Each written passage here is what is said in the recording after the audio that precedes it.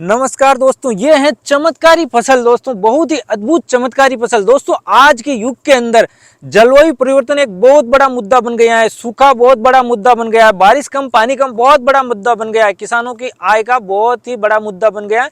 उनकी आय दिन ब दिन कम होती जा रही, भाव नहीं मिल रहा। तो ये बहुत ही चमत्कारी फसल है दोस्तों, जिसको जो दोस्तों कम तापमान ज्यादा तापमान दोनों ही सहन कर सकती हैं। जबकि दूसरी फसलें आजकल दोस्तों क्या होता है, फरवरी के अंदर ही मई जून जैसी गर्मी पड़ने लग जाती है, अप्रैल जैसी गर्मी पड़ने लग जाती है।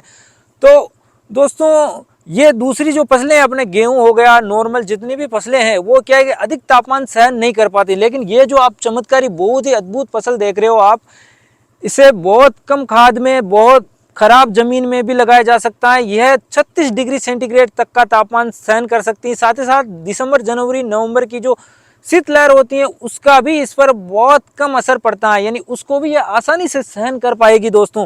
साथ ही साथ दोस्तों बहुत ही कम खाद में इसको लगाया जा सकता है और इसकी जो आय इनकम जो तो बहुत ज़्यादा आती है। साथ ही साथ जो इसका लागत आती है बहुत कम आती है दोस्तों। भाव बहुत अच्छा रहता है। अंतर्राष्ट्रीय मार्केट में तो बहुत ही ज़्यादा है, भारत में भी बहुत ज़्यादा है। लोगों में अभी जागरूकता नहीं है, वो इसको बो नहीं रहे हैं। तो जो जितना जल्दी इसको बोएगा उतना ही उसको ज़्यादा फायदा होगा। साथ ही साथ भाव के साथ ही साथ बीघे की 7-8 क्विंटल निकल जाती हैं और 18-20 क्विंटल तक भी एकड़ की निकल जाती हैं। हेक्टर की 40-45 और अधिकतम 50 क्विंटल तक भी ये चली जाती हैं। अलग अलग किस्में अलग अलग उपज दे देती हैं। साथ ही साथ आपको इतना ज़्यादा उत्पादन, बहुत अच्छा भाव मात्र 3 से 4 महीने में ही मिल जाएगा। को वैज्ञानिक तरीके से अच्छा उत्पादन कैसे आप ले सकते हो, उन सभी क्रियाओं के बारे में बुआई से अंत तक संपूर्ण जानकारी के बारे में चर्चा करेंगे दोस्तों। इसका मूल जो उत्पत्ति स्थान है वो दक्षिणी अमेरिका की एंडीज पहाड़ियों में है। वहीं पर ही इसकी उत्पत्ति हुई, वहां पर इसकी ज्यादातर खेती की जाती है। लेकिन भारत में प्रोजेक्ट अनंता के तहत आंध्र प्रदेश में सूखा जो इलाका है वहां पर इसको लाया गया और प्रमोट किया गया। लेकिन अभी ये राजस्थान, एमपी सहित पूरे भारत में फैल गया है दोस्तों।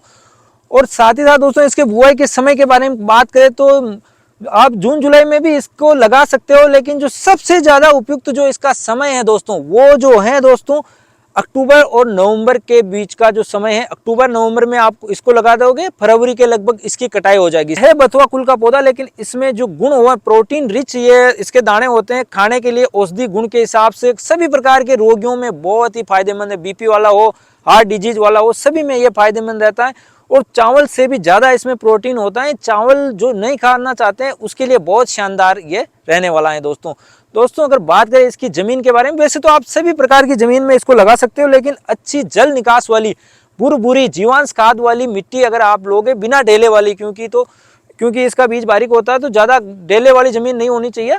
तो ये बहुत ही शानदार इसके लिए रहेगी। वैसे आप दूसरी जमीनों में भी आप लगा सकते हो, लेकिन अच्छा उत्पादन चाहिए तो ऐसी जमीन होनी चाहिए। इसका तापमान के बारे में बात करें तो ये 18 से 22 डिग्री सेंटीग्रेड इसके ग्रोथ के लिए बहुत अच्छा रहता है। लेकिन यह कम तापमान से लेकर 36 डिग्री सेंटीग्रेड के तापमान को आसानी से सहन कर सकती है। अगर इसके बीज दर के बारे में बात करें तो वैसे तो कई प्रकार की किस्मों, अलग अलग किस्मों पर इसका बीज दर अलग अलग होता है।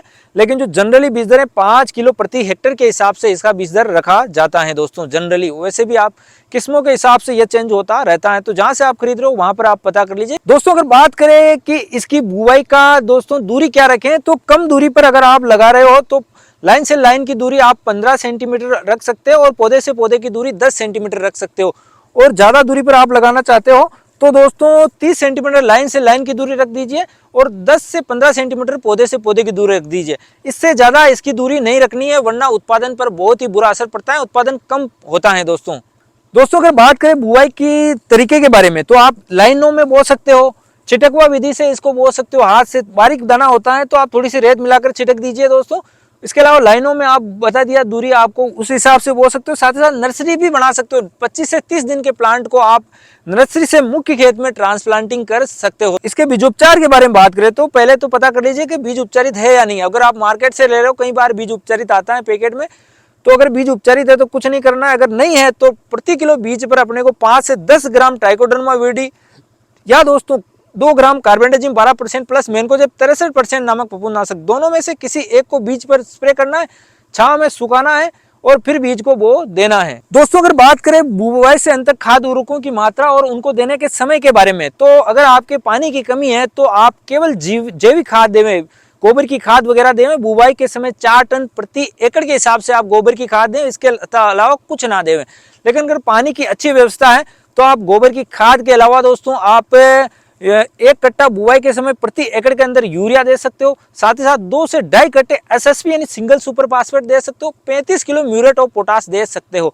साथ ही साथ जो बुआई के बाद में जो ये बालियां निकलती हैं उस समय निकलना चालू हो जाती, उस समय अपने को और एक बार ग्रोथ स्टेज पर, वेजिटेटिव ग्रोथ स्टेज पर यानी बालियां निकलने ते समय और एक बार पहले 2 बार में करके एक कट्टा अपने को देना है। आधा आधा कट्टा 2 बार में और देना है ताकि अच्छा उत्पादन मिल सके। बालियां निकलने के बाद में नहीं देना है, जब शुरू हो जाए उस समय देना है लास्ट खाद, वो भी आधा कट्टा यूरिया, और एक बीच में देना है बुआई के और बालियां निकलने के बीच में। साथ ही साथ दोस्तों आप एनपीके स्प्रे भी कर सकते हो। 19-19, 18-18 जैसे एनपीके का आप स्प्रे कर सकते हो। दाना बनने की अवस्था पे आप 0-50, 0-0-50, 0-52-34 आदि एनपीके का स्प्रे कर सकते हो 5 से 6 ग्राम प्रति लीटर पानी के हिसाब से। वैसे इसको ज्यादा न्यूट्रिएंट की जरूरत नहीं होती है, बहुत ही शानदार उपज हो जाएगी कम खाद उर्वरकों में भी दोस्तों। लेकिन ये जो मैंने बताया वो अच्छा उपज अगर आपको लेना है 7-8 कुंटल बीघे का, 18-20 कुंटल एकड़ का, तो ये अपने को खाद उर्वरक देना होगा। साथ ही साथ आप माइक्रो न्यूट्रिएंट की पूर्ति के लिए इफ्को का सागरिका भी दे सकते हो 8 से 10 किलो प्रति एकड़ के हिसाब से। 1 एकड़ का मतलब हो गया दोस्तों 40 आरी 40 बिटवा हो गया, या दोस्तों आप 8 कनाल बोल सकते हो। 1 हेक्टेयर में 2.5 एकड़ होते हैं। साथ ही साथ जो जनरली 16 आरी का 1 बीघा होता है वो उसमें 2.5 बीघा होता है 1 एकड़ में, तो उस हिसाब से आप गुणा कर लीजिए। हेक्टेयर में चाहिए तो आप जो मात्रा बताई उसको आप 2.5 से गुणा कर लीजिए। साथ ही आपको स्क्रीन पर 1 हेक्टेयर की खाद उर्वरक भी दिख रही है दोस्तों। अगर बात करें बम्पर उपज वाली किस्मों के बारे में तो मार्केट में कई प्रकार की बम्पर उपज वाली इंपोर्टेड वेराइटियां उपलब्ध हैं। भारत की जो सबसे पहली इसकी वेराइटी है हिमशक्ति, जो national bureau of plant genetic resources Shimla द्वारा निकाली गई है, जिसका हेडक्वार्टर नई दिल्ली के अंदर है। और साथ ही साथ ये भारत की पहली इसकी आपने वेराइटी है दोस्तों। साथ ही साथ इसकी लाल, काला, पीला, सफेद अन्य सभी प्रकार के दानों वाली वेराइटियां मार्केट में उपलब्ध हैं दोस्तों। इसका बीज आप प्राप्त कहां से करें तो खाद बीज की दुकान मार्केट से आप प्राप्त कर सकते हो। कृषि विभाग से, उद्यान विभाग जिसका ऑफिस तहसील लेवल पर होता है वहां से, कृषि विज्ञान केंद्र जो हर जिले के अंदर है भारत के अंदर वहां से, आपके नजदीक में कृषि विश्वविद्यालय है तो आप वहां से प्राप्त कर सकते हो। साथ ही साथ दोस्तों राजस्थान राज्य बीज निगम या अन्य स्टेट बीज निगम से भी आप बीज खरीद सकते हो। बात करें कि सिंचाइयां कब और कितनी मात्रा में करें तो वैसे बहुत कम पानी की इसको जरूरत होती है, लेकिन अधिक उपज चाहिए अपने को तो दोस्तों अपने को क्या करना है कि अगर अच्छी उपज चाहिए तो अपने को 3 से 4 सिंचाइयां करनी है दोस्तों। साथ ही साथ अगर आप पानी कम है, एक पानी उपलब्ध है आपके बुआई के बाद में, तो पहला पानी आपको बीज बोने से पहले दे दे, यानी गीले खेत में आप बुआई कर दीजिए। उसके बाद में दोस्तों आप जो अगला पानी वो 55 दिन पर दे दीजिए। अगर आपके पास बुआई के बाद में 2 पानी उपलब्ध है तो पहला पानी आप बुआई के समय, उसके बाद में दूसरा वेजिटेटिव ग्रोथ यानी जो बालियां निकलने की अवस्था है और दोस्तों वो अपने उगने की स्टेज है, दोनों के बीच में दे दीजिए। एक तीसरा जो पानी है वो दोस्तों क्या कब देना है, जो बालियां निकल जाती हैं उसके बाद में देना है दोस्तों।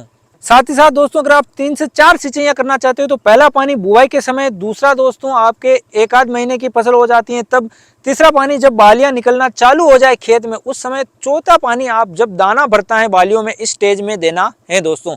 सबसे ज्यादा उपज के लिए ये अधिकतम सिंचाइयां, इससे ज्यादा नहीं करनी है।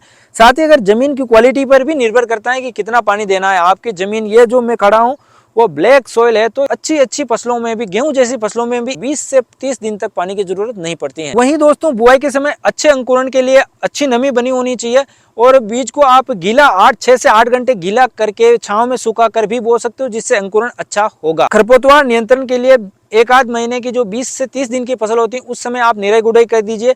उसके बाद में दोस्तों आप चाहो तो 1-8 निराई गुड़ाई और कर सकते हो, नहीं तो एक तो करनी ही करनी है। और रासायनिक खरपतवार नाशक का प्रयोग न के बराबर नहीं करना है अपने को। वही दोस्तों कीट बीमारियों के बारे में बात करें तो बहुत कम कीट बीमारियां इसमें लगती है। अभी इसमें कोई भी स्प्रे नहीं किया गया है। इस फसल में जो आप देख रहे हो, इधर आप दिखाइए जरा, आधी फसल ये मैच्योरिटी स्टेज पर आ गई है, बिल्कुल एक भी स्प्रे नहीं किया गया है।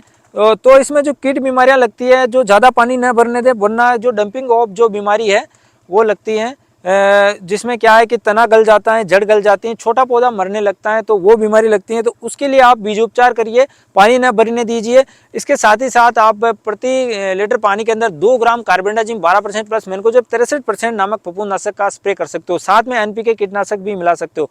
वही दोस्तों बाद में जो पत्ती झुलसा वगैरह बीमारियां लगती हैं तो वो भी, उसी में भी यही फफूंदनाशक काम में ले। साथ ही साथ जो अपने पत्तियों में छेद करने वाली इल्ली लगती है, जबकि इस खेत में बिल्कुल नहीं लगी हुई है, इधर भी आपको दिखाया कुछ भी नहीं लगा हुआ है। तो उसके लिए आप प्रोपेनोफॉस, क्लोरोपाइरीफॉस या दोस्तों आपके प्रोफेनोसाइपर जैसी कीटनाशक दवाओं का स्प्रे कर सकते हो, जिससे क्या है कि इल्ली और जो रस चूसक कीट जो मोइला वगैरह लगते हैं वो भी खत्म हो जाएंगे। साथ ही साथ जैविक कीटनाशक का अगर आप प्रयोग करना चाहते हो तो दोस्तों एजाडिरेक्टिन 1500 ppm को 5 ml प्रति लीटर पानी के हिसाब से, जो इफ्को का 400-500 रुपए लीटर आता है, 5 ml प्रति लीटर पानी के हिसाब से रस चूसक कीटों और साथ ही साथ दोस्तों अन्य इल्लियों वगैरह के लिए स्प्रे कर सकते हो। साथ में एनपीके मिला सकते हो। वहीं दोस्तों 2 ग्राम कार्बेंडाजिम मेनकोजेब मिला सकते हो। अच्छी उपज चाहिए और सभी रोगों से छुटकारा चाहिए तो। हालांकि कोई भी रोग नहीं आया अभी तक, कुछ भी स्प्रे नहीं किया गया है। तो दोस्तों अगर बात करें कि इसके लिए थ्रेसर के कौन सा काम है, तो जो सरसों वाला थ्रेसर है उसमें ही यह निकल जाता है। दोस्तों देखो कितनी शानदार ये फसल है, आप देख सकते हो आप कितनी शानदार फसल है, जबकि एक भी स्प्रे नहीं किया गया है। जो नॉर्मल आप खाद उर्वरक दिया है, केवल यूरिया दिया है बंदे ने इसमें। तो आप देखो कितनी शानदार फसल है। तो इस प्रकार से आप इसकी खेती बुआई से अंत तक कर सकते हो। आशा करता हूं कि ये वीडियो आपको बहुत ही पसंद आएगी। पसंद आए तो वीडियो को लाइक करें और भारतीय किसान यूट्यूब चैनल को सब्सक्राइब करें, ताकि खेती बाड़ी और किसानों से जुड़ी जानकारी सबसे पहले आपके मोबाइल में पहुंच सके। वीडियो देखने के लिए आपका बहुत बहुत धन्यवाद।